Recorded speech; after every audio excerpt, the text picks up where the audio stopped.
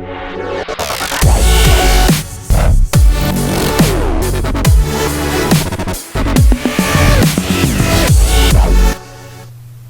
zoners, welcome back. Here we are going to learn how to hide our troops without necessarily having to use a shield at every opportunity. So we're going to go down through the list. There's several options, and the first one is going to be what we call ghost rallies. So if we look at a base here, for instance, who is in a guild, this base can be ghost rallied. So the simple thing to do is to click on it, do a rally, 8 hours, hit OK, and then make sure whatever count of troops you want to have in there is part of it, and have it march. So what we've essentially done is hid our troops in a rally for the next 8 hours. Now when you do this, I recommend picking somewhere on the territory. So I'm way over here. Go somewhere way over on the other side, far away. Pick some place. Now, this might take a minute, and what I recommend too is finding yourself a base in an area somewhere that you can bookmark. There we go. So for instance, we have this one going right now. Let's cancel that one. And we have base right here. I would go here, maybe utilize this one for the future, make it important. Now it's bookmarked. I can always pull it back up in the important area.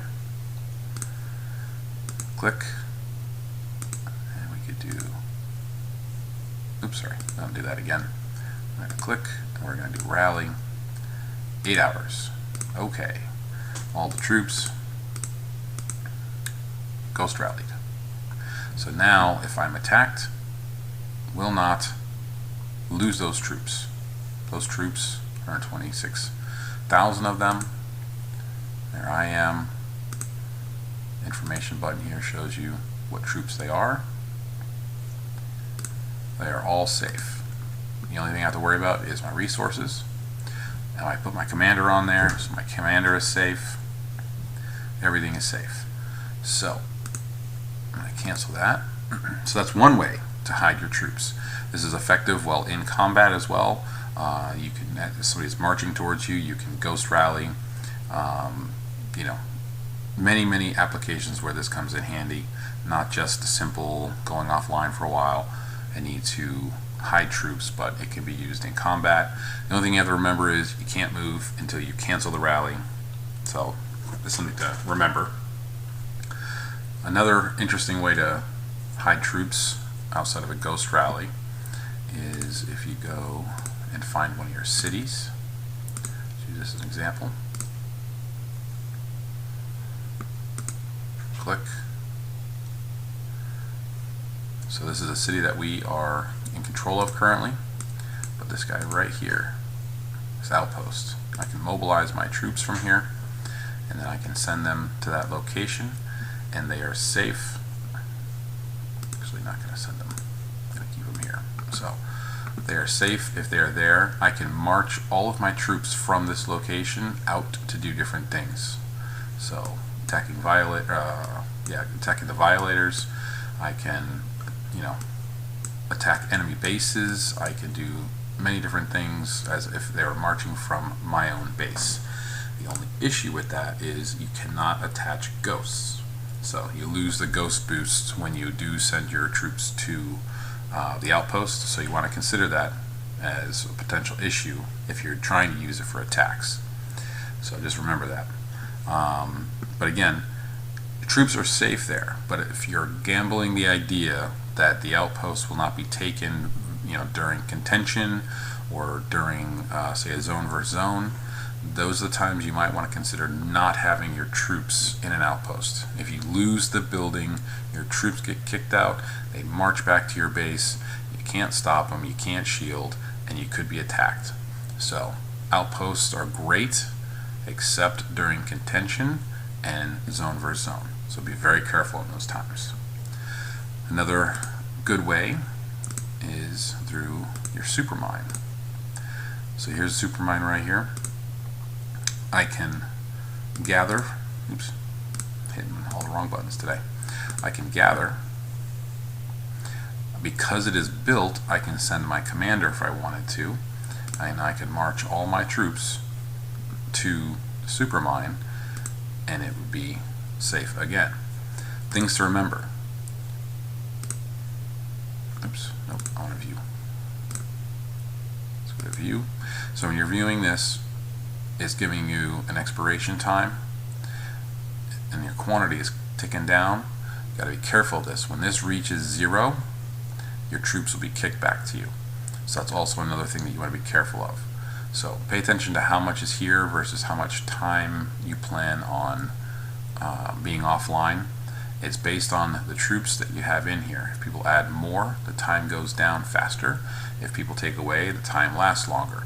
So be careful of a supermine. It is definitely a good idea, but you have time constraints. So be careful of that. So that's another good way to do it. Here, let's have a look. We have, for example, these shielded members here.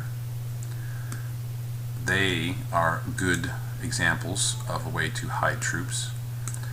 So I could take this as an example and reinforce.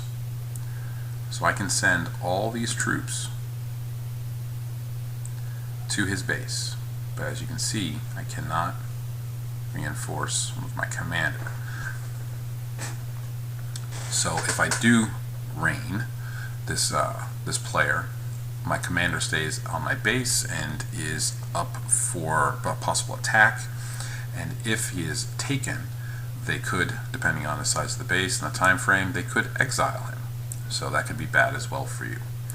So you may want to consider raining somebody, but remember the potential problem. So one last thing here. If we go to the maneuvers base, this is also another way to do it. You can send your troops to the maneuvers base, and what's nice about sending them there is I think they're there for about 8 hours or so before they get kicked out, but you gain a lot of different things, from speeds to resources to commander boosts and things. So you gain stuff for being in here. It's not necessarily a bad place, but there is a time limit on that. So basically all the main ways to hide and protect your troops are based on time. The only one that is not is the outpost, but again, you can lose your troops there if you lose the outpost. So those are the main ways. There's a couple little interesting things that can happen. If the supermine is being built, sometimes you can sneak troops into the maneuvers base as this is being built. Typically one building at a time. You can't do maneuvers and this, so you have to be careful. But if you think about it, there's a lot of different ways that you can hide troops, and in doing that you can actually hide a lot. So you can send a full march, whatever your HQ capacity is for a march, or if you're using boost expanders. Supermine, you can send a full march, or maneuvers. You can send a full march if they have the space available in a base, for instance. You can then send a full march to an outpost, and then you could ghost rally. So in doing that, that's 4 different ways you can send, save your troops, for instance. Yes, you're sending them all over the place, but you don't need a shield. Shields need diamonds. So one thing you got to remember too is, this is, the important thing, the unit reserve center. That's how many you can hold. So currently I can hold 500,000. So that's based on, the person that you're going to reinforce, how many they can hold. So that's something to consider when you're raining somebody. Now, word of caution: don't just send your troops to any random person at any random time, because you don't know how long their shield's lasting. They could have plans to do something and drop their shield.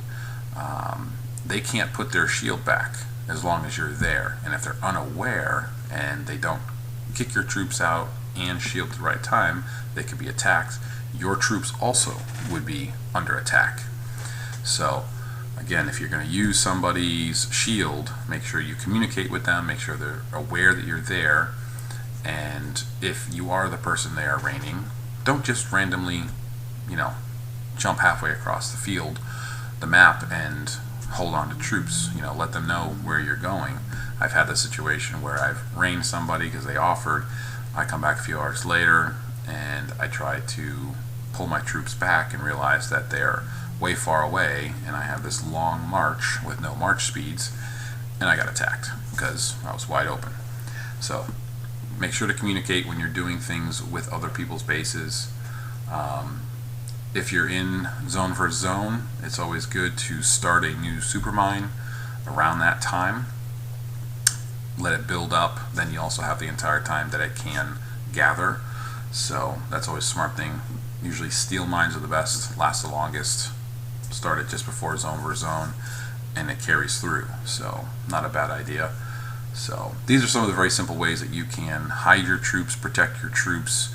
Remember, no shield means that people can have access to all your resources, and if you want to double check your limits, come to here, your storehouse, and you can see where you're at. Alright, for instance, I'm over on my cache. So good thing to know. So if I was to be attacked, they'd be able to get to some of this. All this is underneath, so all that stuff is safe. But there you have it. Always protect, always try to save as much as you can. It's very important. And when you're building like at this base is in a new zone, not quite to the T4 level. Diamonds are hard to come by, but they are very important. So you don't want to use them in shields. Protect your troops. Don't use diamonds for shields. Very, very good information. I hope you enjoy, and see you next time.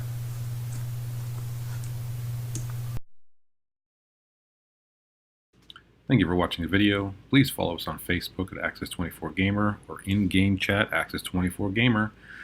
Thank you.